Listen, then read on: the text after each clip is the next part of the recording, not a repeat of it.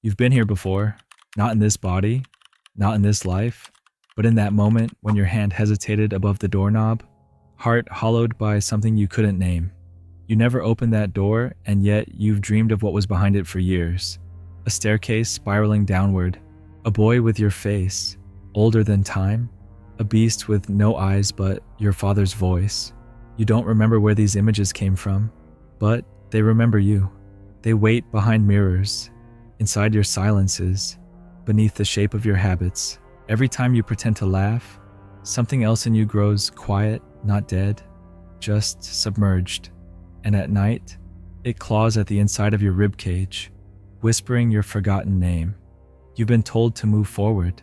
You've been told to be strong, but strength is not silence, and forward is just a loop again. So tell me when the dream returns tonight. Will you follow it into the dark, or will you wake up again, pretending you never saw the door? You don't look at the water, not truly. You glance, adjust your hair, and move on. But the surface has memory. It does not forget the shape of your face or the weight of what hides behind it. There is a mirror under every calm pool, not the kind made for vanity, but the kind that reflects what you are when no one is watching. That is where he lives. The one who watches you from beneath, not to judge, not to punish, but to remember. You named him Shadow once. You said he was your weakness, your rage, your fear. But those were the names given to you by others. He never spoke those words. He only watched. In your dreams, he sometimes climbs the stairs. He has your eyes, but they do not blink. He has your mouth, but it never lies. You wake before he speaks every time, because part of you knows the moment you listen, your surface life will shatter. But what if it's meant to shatter? You walk through life like a borrowed actor, smiling with borrowed joy, obeying borrowed rules, chasing borrowed gods. Even your rebellion was taught to you another costume, another approval hidden in rejection, and yet, sometimes, without warning, the dream slips in. You are in a forest where the trees bend inward. You find an object buried in soil, a childhood drawing, a broken pendant, a letter never written. The dream shifts. A figure appears behind you. You know it is you, older, heavier, closer to truth. You never turn around. Why? Because turning means remembering. Not the past. The past is dust, but the feeling. The original one. The ache that came before explanation. The need that had no name. The wound that was never bandaged, only dressed in achievement. You've built an entire life out of forgetting that moment. Your education, your charm, your precision, all thrones built over the buried child. But that child still dreams. There was a time you stood still just once and everything became quiet. Not peaceful, but hollow. The room stretched, the colors dulled, the ceiling cracked. And for a brief second, the world behind the world peeked through, a thin slit, a grin from something older than language. You looked away. You called it madness, but you remember it, even now, because nothing you've done since has ever felt real, only echo. Your mask does not protect you, it preserves the illusion, but you feel it fray. At night, when the noise fades, you hear the silence beneath the silence. That is not emptiness. That is the voice of the one you've buried, asking, "Why did you leave me behind?" He does not scream. He doesn't demand. He only waits. The mirror beneath the water is not still. It ripples. The more you deny him, the more the dream distorts. Now you see symbols in strange places. A crow on the roof that watches too long. A sentence repeated by strangers. A number that returns again and again. The rational mind says coincidence, but the deeper voice, the old one, says this is a summons. You are not haunted. You are being remembered. Do you dare descend? To descend is not to collapse. It is to recover, not through effort, but through surrender. You don't dig through the unconscious with tools. You drown, you let go, you give up the heroic lie. You fall into the dream and let it tear you open. And there, in that abyss, something speaks your true name. You've never said it aloud. You've never even formed the syllables in your thoughts. but you know it because every lie you've told was built to cover that name. Every success, a wall. Every failure, a door you refuse to open. But the dream opens it, always. And in the dream, the boy beneath the water reaches up, not to pull you under, but to pull you back.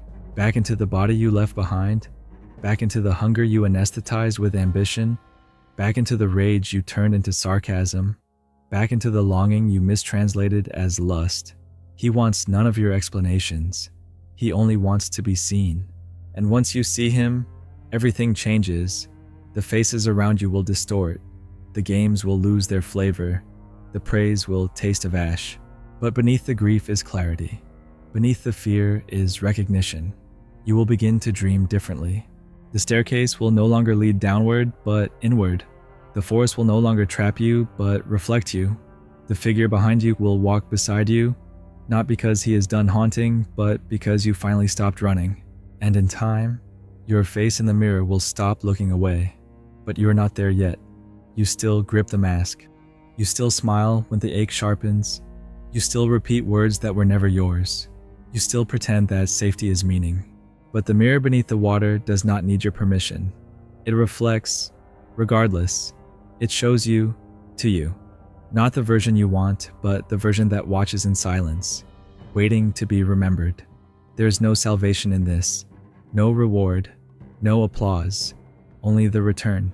Return to what you once knew before you were told who you had to be. Return to the myth that lives inside your hands. Return to the beast that was never evil, only exiled. Return to the symbol, not the story. The dream will visit again. Perhaps tonight. Perhaps as a whisper while you're pouring tea. Perhaps in a sudden memory of a childhood smell. When it comes, do not interpret. Do not analyze. Do not fix. Just watch and listen. He is not your enemy. He is not your weakness. He is the root and you are the branch pretending to be the tree. The more you pretend, the more the wind will shake you until you break or awaken. There is no other choice. You've already begun. The dream has you now, and the boy beneath the water is no longer content to be forgotten. He rises not to drown you, but to offer you the only thing you've ever truly needed, a mirror that does not lie. There is something that has been calling you since before you had words. It is not loud. It never interrupts.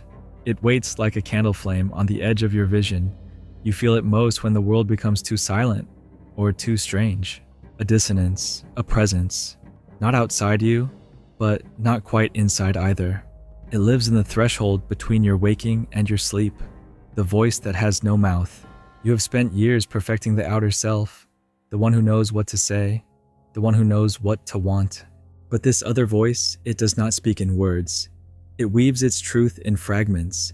It drips through symbols, through strange dreams, through slips of the tongue.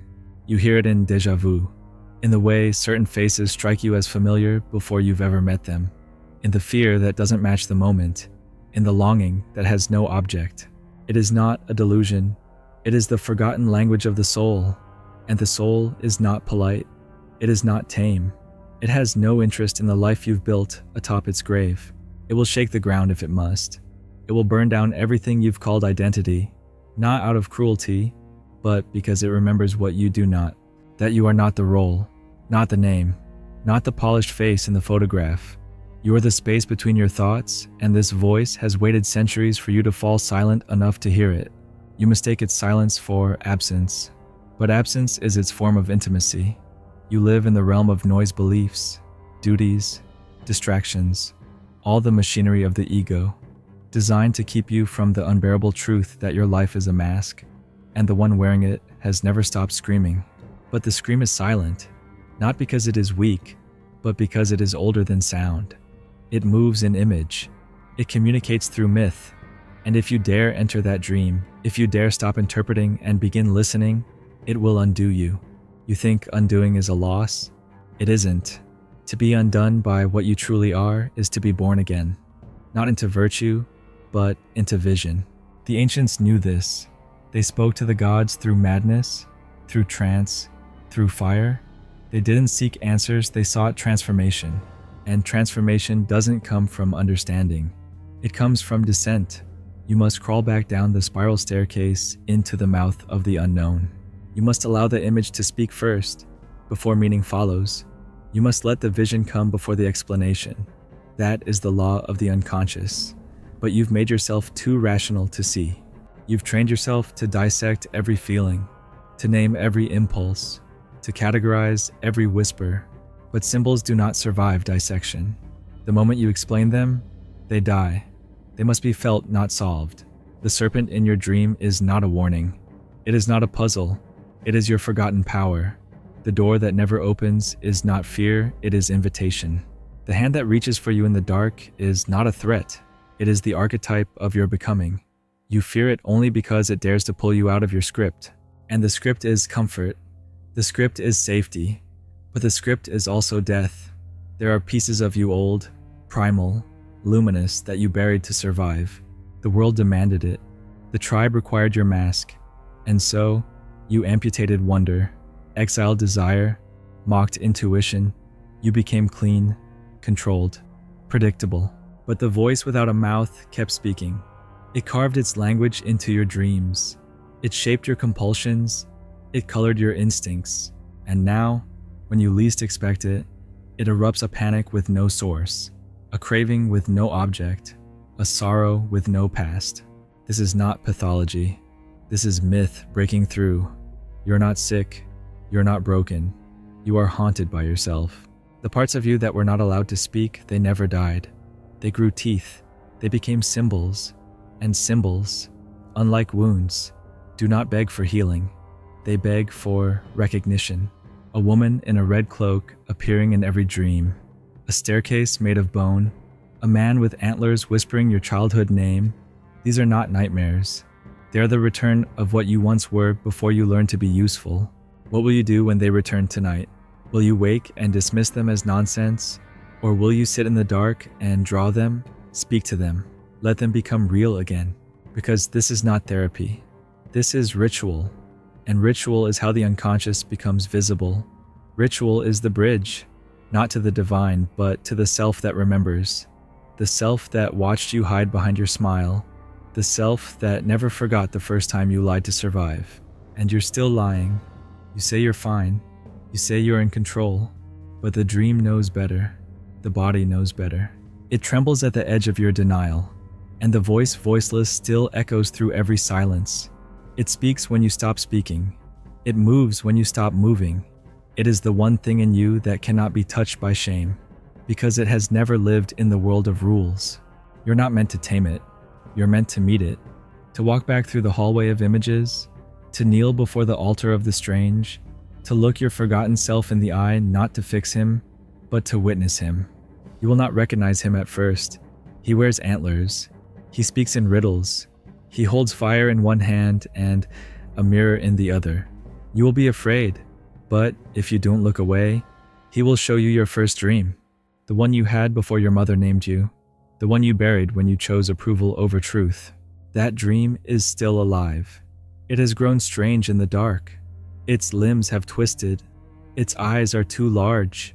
Its voice echoes backward, but it waits for you, patient as stone. And when you return, it will not ask where you've been. It will only ask one thing: do you remember? The voice with no mouth is not a ghost. It is your origin. It is the you that existed before you knew what being you was supposed to mean. It cannot speak through the noise. It cannot break your rules. But it watches. It waits. It shapes everything you chase and everything you fear. And it will not stop until you become whole again. So, tonight, when the lights dim and the dream opens its gate, again walk through. Do not take your mask. Do not bring your logic. Do not try to win. Just listen to the voice that never needed words. You thought you were walking forward, through life, through time, through progress, but every step you took was into a forest that grows the wrong way. Its roots do not sink downward, they rise, curl, and twist through your thoughts. Its branches do not reach for the sky, they bend toward memory, toward origin, toward the place before choice. You are not advancing, you are returning. Every mile you walk is a spiral drawn tighter. Every decision you make is a leaf unfolding an older dream, and now the forest thickens.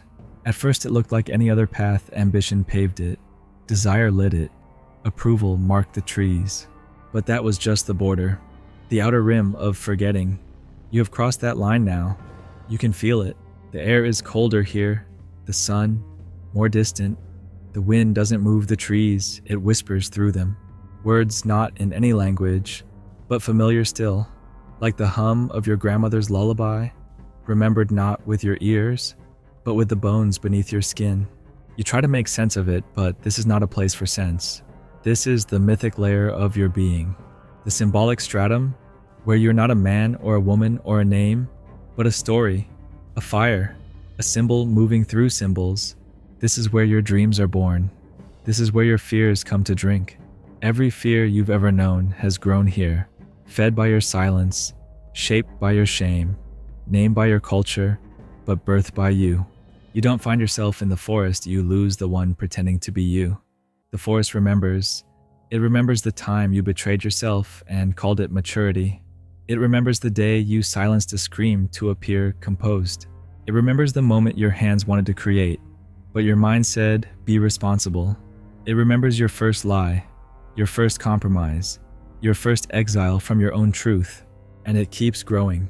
Every betrayal became a tree, every silence, a vine. You are not lost in the forest. You are built into it. Your forgetting is its canopy, your repression, its roots. You've been growing this place all your life, and now that you're deep inside, you finally see what it's made of you. Not the you they praise, not the you they see, but the one you buried to become acceptable. And what you buried has not forgiven you. It doesn't want revenge. It wants acknowledgement. It wants to be seen again, felt again, given breath. But it won't come easy. It never does. That's why the path bends backward. Every time you think you've arrived, you're only deeper in the spiral. Every step forward is a memory unearthed. Every movement triggers a figure, the man you abandoned, the woman you feared, the child you neglected. You recognize them, not with your eyes, but with your guilt. You see a house, you don't remember it, but your body does. Your pulse changes, your breath catches. You don't want to enter, but you do. The wallpaper peels like old skin. A chair rocks, though no one sits. A hallway stretches longer than the house should allow. At the end, a door. You've never opened it. You have, many times. It's the same in every dream. You open it now.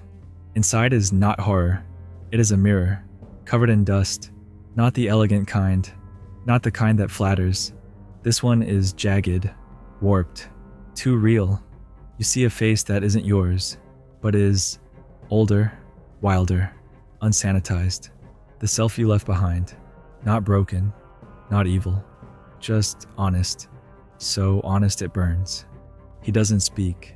He just looks, and something inside you shatters, not like glass, but like a dam. Memory floods. You remember the dreams you stopped having, the colors you stopped loving, the voice you stopped trusting. You remember what it felt like to want without shame, to love without calculation, to exist without audience. You fall to your knees. The forest bends around you, not in threat and mourning. It has waited so long, too long. You whisper, I remember, and for the first time, something answers, not in words, not in visions, but in release. A cracking of the spine, a sigh from the soul. You're not healed, but you are whole, which is more dangerous, because now you can no longer pretend. You rise, but not the same. You walk, but the forest no longer deceives you. Every tree is a confession, every shadow, a symbol. You're not lost. You're being read. The forest is reading you, decoding you, asking you to reclaim what you gave away to survive, and you're listening now. You find the edge, not the exit. There are no exits from the symbolic, only thresholds. Before you is the world you left, the roles, the rituals, the mirrors that only reflect what others want. But you now carry the dream, the antlers, the mirror, the silence that speaks. You carry the one you found in the forest.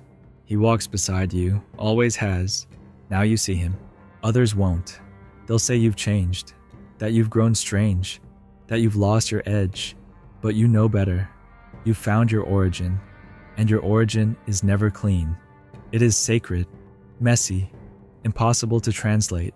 So, don't translate it. Live it. Walk through your world as if it were still a dream, because it is. Only now, you know who's dreaming. And the dreamer is not your ego. It is the deep, the myth, the first fire before the world had names, and it burns in you again. You see a crowd. You walk through it. Faces blur, eyes pass over, but one child sees you, truly sees you. He doesn't speak, just watches, as if he knows. And maybe he does. Maybe the dream has begun to whisper through more than just you. Maybe your return to the forest has broken something wider, a pattern, a curse, a forgetting. Maybe the forest doesn't end. Maybe it's growing in all of us. And maybe your steps backward were never backward at all, only deeper, deeper into the truth you planted before you were born. And now, at last, you remember how to listen, not with your ears, but with the part of you that never forgot. Somewhere, a door creaks open where no door should exist, not in a house, but in a feeling, not in time, but in the space between moments. You sense it more than see it, the figure standing just beyond the threshold. No name, no purpose, only presence. He holds nothing, says nothing, but in his eyes is the forest, the water, the mirror, and then he turns, slowly, deliberately, walking deeper into the dark that pulses like memory. You do not follow, not yet, but you will, because something in you has already left, the part that no longer asks how, only where next, and who was I before the light. And in that final silence, just before waking, you hear it again, the voice with no mouth, calling you back into the dream.